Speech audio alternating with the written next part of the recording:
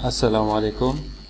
आज हमारा lecture digital inductance capacitance के मेजरमेंट्स के बारे में है। पिछले लेक्चर में हमने जो कैपेसिटेंस के एनालॉग टेक्निक्स थे मेजर करने के, वो हमने देखे थे। आज हम डिजिटल टेक्निक के बारे में पढ़ेंगे कि इंडक्टेंस और कैपेसिटेंस को डिजिटली कैसे मेजर करते हैं हम। तो सबसे पहले आते हैं इंडक्टेंस मेजरमेंट की तरफ। इंडक्टेंस मेजरमेंट जब हम डिजिटली करते हैं तो सबसे पहले हम उसको जो इंडक्टेंस की वैल्यू है उसको मैप करते हैं या ट्रांसफॉर्म करते हैं वोल्टेजेस में, मतलब उसके इक्विवेलेंट वोल्टेज डेवलप करके उसको डिजिटल टेक्निक से हम फिर मेजर कर सकते हैं। इसके लिए जो सर्किट डायग्राम है, जो सिंपल सर्किट डायग्राम है, वो हमने यहाँ पे फिगर में दिखाया गया है। ये इंडक्टेंस को मेजर करने के लिए डिजिटली ये सर्किट डायग्राम यूज़ होता है। इसमें अगर आप लोग देखें तो यहाँ पे ये ऑपरेशनल एम्पलीफायर लगा हुआ है, जिसके नॉन इन्वर्टिंग इनपुट पे हमने एक एनालॉग वोल्टेज की वैल्यू अप्लाई की है। यहाँ पे वैल्यू लिखी हुई है 1.592 वोल्ट 1 किलोहर्ट्ज़ फ्रीक्वेंसी के साथ, और ये एक फेज़ सेंसिटिव डिटेक्टर लगा हुआ है। जो यहाँ पे जो वोल्टेज मेजर होते हैं उनमें से जो क्वाड्रेचर कंपोनेंट और इन फेज़ कंपोनेंट है वो दोनों अलग-अलग करता है। क्वाड्रेचर कंपोनेंट जो है वो हमें सीरीज़ इंडक्टेंस जो है वो हमें देता है, और जो इन फेज़ कंपोनेंट है वो सीरीज़ इक्विवेलेंट रेजिस्टेंस हमें देता है। इस सर्किट डायग्राम की वर्किंग कुछ यूँ है कि जब हम इधर वोल्टेज अप्लाई करते हैं तो इसकी आउटपुट पे जो इंडक्टर लगा हुआ है उससे आई करंट फ्लो करता है, और यही करंट हमारे पास यहाँ पे R1 से भी गुजर रहा है। तो यहाँ पे जो R1 है, इस रेजिस्टेंस के अक्रॉस जो इनपुट वोल्टेज है हमारे पास, वो इस रेजिस्टेंस के अक्रॉस भी ड्रॉप होते हैं, और साथ ही हमारे पास यहाँ पे VL में भी ड्रॉप आ रहा है। तो ये जो VL के अक्रॉस ड्रॉप आ रहा है ये फेज सेंसिटिव डिटेक्टर को मिलता है, और इस वोल्टेज के जो दो कंपोनेंट्स हैं, क्वाड्रेचर कंपोनेंट और इन फेज़ कंपोनेंट, वो ये फेज सेंसिटिव डिटेक्टर हमें रिजॉल्व करके देता है। तो इनसे हमारा जो सीरीज़ इक्विवेलेंट इंडक्टेंस की वैल्यू है वो हम फिर एक डिजिटल क्यू मीटर या डिजिटल इंडक्टेंस मेजरमेंट डिवाइस लगा के यहाँ पे वैल्यू को मेजर करते हैं। लेट्स सपोज हमारे पास जो यहाँ पे वैल्यूज़ है, V इनपुट हमारे पास 1.592 VRMS है और फ्रीक्वेंसी 1 किलोहर्ट्ज़ है। R1 जो है वो 1K का लगा हुआ है, और लेट्स सपोज हमारे पास इंडक्टेंस की वैल्यू, यहाँ पे ये जो इंडक्टर लगा हुआ है इसकी इंडक्टेंस हमारे पास क्या है, 100 मिली हेनरी। तो हमारे पास जो करंट की वैल्यू है वो कितनी होगी, ये इनपुट वोल्टेज इधर अपीयर हो रहा है R1 के अक्रॉस, तो V in divided by 1K। तो इससे हम क्या निकाल लेंगे, जो करंट की वैल्यू है वो हमें मिल जाएगी। अब यही करंट हमारे पास इस इंडक्टर में से भी फ्लो कर रहा है, तो ये करंट हम इसके इंडक्टिव रिएक्टेंस से मल्टीप्लाई करके हम जो इंडक्टर के क्रॉस वोल्टेज ड्रॉप है वो निकाल लेंगे। तो ये करंट मल्टीप्लाई हो रहा है 2πfL से। हमें L और F की वैल्यू गिवन है। F हमारे पास 1 किलोहर्ट्ज़ है और L की वैल्यू हमारे पास है 100 मिली हेनरी। तो इससे हमने वोल्टेज की वैल्यू निकाल ली कि इंडक्टेंस के अक्रॉस जो इंडक्टर लगा हुआ है उसके अक्रॉस हमारे पास 1 वोल्ट RMS का ड्रॉप आ रहा है। अब लेट्स सपोज हम इधर इंडक्टेंस की वैल्यू चेंज कर लें और यहाँ पे 200 मिली हेनरी का इंडक्टर लगा लें। तो इसके लिए हम जब वोल्टेज कैलकुलेट करेंगे तो वो आएंगे 2 वोल्ट RMS। इसी तरह 300 मिली हेनरी के लिए हमारे पास 3 वोल्ट आ रहा है, और इस तरह 400 के लिए 4 एंड सो ऑन। तो इससे हमें क्या पता चलता है कि हमारे पास जो आउटपुट वोल्टेज है वो प्रोपोर्शनल है इंडक्टेंस की वैल्यू के, कि हम इंडक्टेंस की वैल्यू बढ़ा रहे हैं तो लीनियरली हमारे पास जो आउटपुट वोल्टेज है वो बढ़ रहा है। तो हम कह सकते हैं कि अगर हम इस वोल्टेज को मेजर कर ले तो हम इस इंडक्टर को मेजर कर रहे हैं। तो हम कैलिब्रेशन इस तरह करेंगे कि 1 वोल्ट हमें जब वोल्ट मीटर मेजर करके दे रहा है तो हम इसको कैलिब्रेट करेंगे इंडक्टेंस की स्केल के लिए 100 मिली हेनरी। इसी तरह 200 के लिए हम 2 वोल्ट्स को मैप करेंगे। तो हम जो डिजिटल मीटर लगाएंगे इस पे हमें वो इंडक्टेंस मेजर करके देगा 100 मिली हेनरी, 2 वोल्ट के लिए हमें देगा 200 मिली हेनरी और इसी तरह 3 वोल्ट के लिए 300 मिली हेनरी मेजर करके देगा। तो ये था हमारे पास इंडक्टेंस को डिजिटली मेजर करने का तरीका। कैपेसिटेंस को डिजिटली हम बिल्कुल इसी तरीके से करते हैं जिस तरह ये सर्किट हमने देखा, इसमें इंडक्टेंस लगा हुआ है, रेजिस्टेंस लगा हुआ है।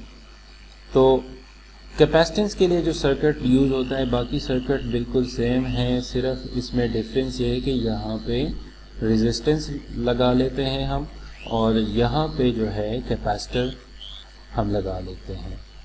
तो ये सर्किट डायग्राम यूज होता है कैपेसिटेंस को मेजर करने के लिए। अब यहाँ पे ये जो सारा इनपुट वोल्टेज है वो इधर कैपेसिटर के अक्रॉस भी अपेयर हो रहा है। तो लेट्स सपोज हमारे पास ये जो वैल्यूज़ गिवन है, I जो करंट है वो V input divided by XC होगा। VR हमारे पास IR के इक्वल होगा और विद VI 1.592 VRMS और फ्रीक्वेंसी 1 किलोहर्ट्ज़ और R1 की वैल्यू 1 किलो ओम। अगर हम कैपेसिटेंस की वैल्यू 0.1 माइक्रोफेराड का लगा दें तो हमारे पास जो चूँकि इनपुट वोल्टेज हमारे पास इस कैपेसिटर के अक्रॉस इधर मिल रहे हैं तो हम जो करंट की वैल्यू है इधर से कैलकुलेट कर सकते हैं। तो करंट की वैल्यू हमारे पास क्या होगी, VI divided by XC। XC हमारे पास क्या होगा 1/2 पाई FC। तो वो 1 में है तो ऊपर जाके 2 पाई FC बन जाएगा। तो ये हमारे पास क्या है 2 पाई F इंटू C और साथ ये V इन मल्टीप्लाई हो रहा है। तो इससे हमारे पास जो करंट की वैल्यू आ रही है 1 मिली एम्पेयर की आ रही है। इसी करंट से हम मेजर करेंगे रेजिस्टर के अक्रॉस वोल्टेज, क्योंकि यहाँ पे यही करंट जो है वो रेजिस्टेंस में से गुजर रहा है। तो रेजिस्टर के अक्रॉस वोल्टेज हम किस तरह फाइंड करेंगे, जो यहाँ पे 1 मिली एम्पेयर का करंट है वो इधर 1 किलो ओम रेजिस्टेंस से गुजरेगा तो 1 वोल्ट का ड्रॉप आएगा हमारे पास। यहाँ पे ये कैलकुलेट करके 1 वोल्ट का ड्रॉप दे रहा है। अब लेट सपोज हमारे पास 0.2 माइक्रो फेराड का कैपेसिटर लग गया तो यहाँ पे जो करंट की वैल्यू आएगी वो 2 मिली एम्पेयर का आएगा और उसके लिए VR के अक्रॉस जो है 2 वोल्ट का ड्रॉप आएगा। इसी तरह 0.3 माइक्रो फेराड के लिए जो हमारे पास VR के अक्रॉस ड्रॉप होगा वो 3 वोल्ट होगा और इस तरह 4 के लिए 4 वोल्ट, 0.4 माइक्रो फेराड के लिए 4 वोल्ट। तो हम ये कह सकते हैं कि जो वोल्टेज अपियरिंग अक्रॉस रेजिस्टर वो डायरेक्टली प्रोपोर्शनल है कैपेसिटिव इम्पीडेंस की। तो हम कैपेसिटिव इम्पीडेंस से हम फिर क्या कर सकते हैं, कैपेसिटेंस निकाल सकते हैं। तो बिल्कुल जिस तरह पिछले केस में हमने देखा, यहाँ पे ये फेज सेंसिटिव डिटेक्टर लगा हुआ है, ये हमें क्वाड्रेचर कंपोनेंट और इन फेज कंपोनेंट देगा। तो क्वाड्रेचर कंपोनेंट से हम जो पैरेलल इक्विवेलेंट कैपेसिटेंस है वो वैल्यू हमें मिलेगी और जो पैरेलल में रेजिस्टेंस इसके साथ इक्विवेलेंट लगा होता है, मतलब जो कैपेसिटर का हमने इक्विवेलेंट सर्किट देखा था सीरीज़ और पैरेलल, तो उसमें जो पैरेलल सर्किट की वैल्यूज़ हैं वो इधर से हमें मिलेगी। तो अगर हम इसे एक किसी डिजिटल कैपेसिटेंस मेजरिंग इंस्ट्रूमेंट को देंगे तो हमें वो कैपेसिटर की वैल्यू जो यहाँ पे लगा हुआ है वो मेजर करके देगा। अब आते हैं क्यू मीटर की तरफ। तो क्यू मीटर हमारे पास एक ऐसा मेजरिंग इंस्ट्रूमेंट है जो हमें क्यू फैक्टर ऑफ कॉइल और इंडक्टेंस, कैपेसिटेंस और रेजिस्टेंस रेडियो फ्रिक्वेंसीज पे मेजर करके देता है। इसका जो बेसिक सर्किट है वो इस फिगर में आप लोगों को दिखाया गया है। इसमें अगर आप लोग देखें तो यहाँ पे जो कॉइल लगा हुआ है जिसको हमने मेजर करना है, जिसकी इंडक्टेंस हमने मेजर करनी है, वो इधर लगाते हैं हम। इसमें एक वेरिएबल फ्रीक्वेंसी वोल्टेज सोर्स लगा हुआ है और यहाँ पे ये कैपेसिटर जो है वो कैलिब्रेटेड कैपेसिटर है, जिससे हम इसकी एडजस्टमेंट कर सकते हैं रेजोनेंस अकर होने के लिए। और यहाँ पे ये जो वोल्ट मीटर लगा हुआ है ये हमारे पास क्या है, VC मेजर कर रहा है और यहाँ पे इस वोल्टेज सोर्स की जो वैल्यू है वो ये वोल्ट मीटर मेजर कर रहा है। अब इसकी वर्किंग किस तरह है कि हम जब यहाँ पे कॉइल लगाते हैं और इस कैपेसिटर की वैल्यू को चेंज करते हैं, और कब तक हम ये चेंज करते हैं कि हमें इस फ्रीक्वेंसी के लिए और इस वोल्टेज के लिए हमारे पास रेजोनेंस अकर हो जाए, इस सर्किट में क्या हो जाए, रेजोनेंस अकर हो जाए।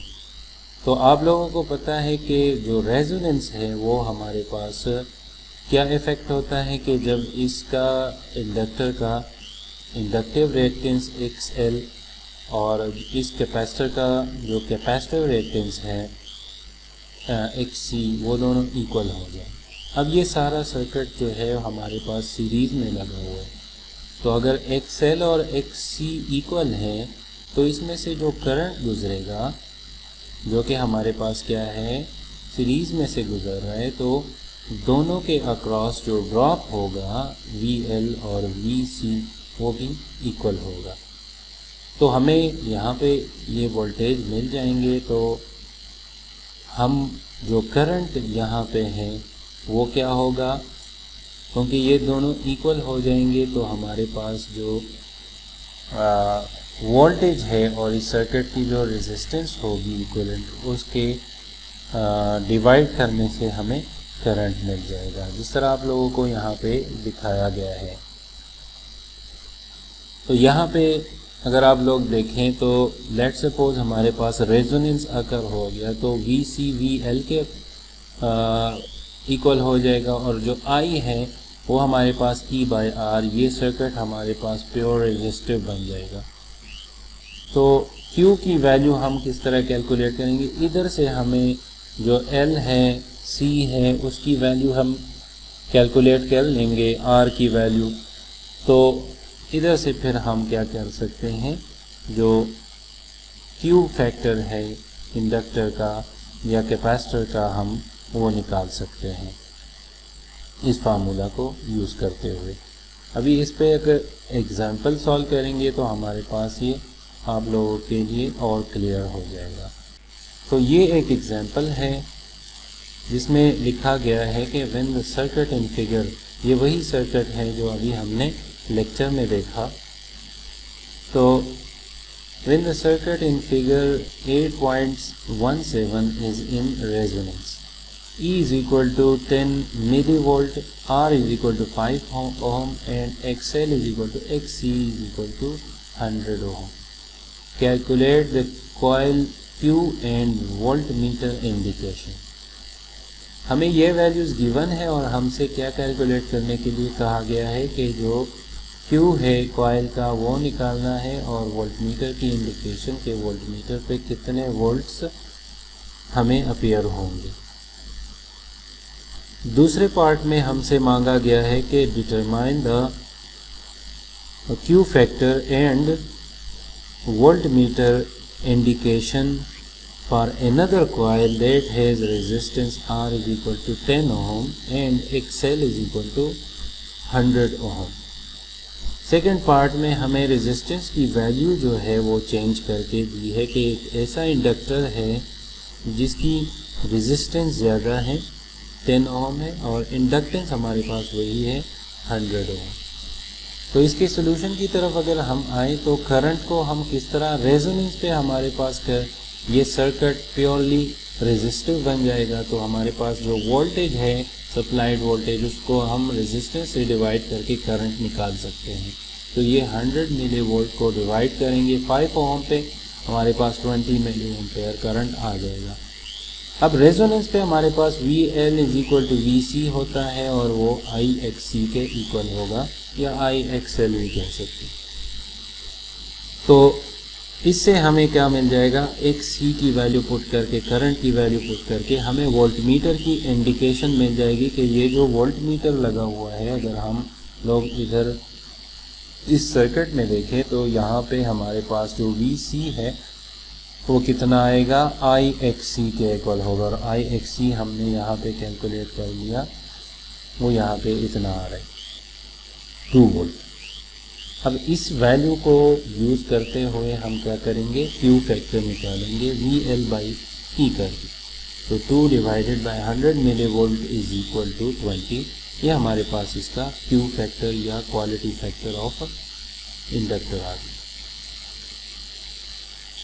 अब दूसरे पार्ट में वही कैलकुलेशंस हमने करनी है, लेकिन यहाँ पे 5 ओम था, अब यहाँ पे 10 ओम हो जाएगा। तो करंट रिड्यूस हो जाएगा, 10 मिली एम्पेयर हो जाएगा। इसी से अगर हम VL और VC की वैल्यू निकालें तो वो 1 वोल्ट आएगी और क्वालिटी फैक्टर इसका क्या आएगा, 10 आएगा। तो हम इससे देख सकते हैं कि जो क्वालिटी फैक्टर है वो रेजिस्टेंस पे भी डिपेंड करता है। अगर रेजिस्टेंस हमारे पास ज़्यादा है किसी कॉइल का या इंडक्टर का, तो उसका क्वालिटी फैक्टर जो है वो कम हो जाएगा। तो यहाँ पे जब हमने रेजिस्टेंस 2 टाइम्स कर लिया तो इसकी जो क्वालिटी फैक्टर है वो हाफ हो गई। तो ये था हमारे पास Q मीटर, जिससे हम किसी भी इंडक्टर कैपेसिटर का क्वालिटी फैक्टर और उसकी इंडक्टेंस और कैपेसिटेंस जो है वो मेजर कर सकते हैं।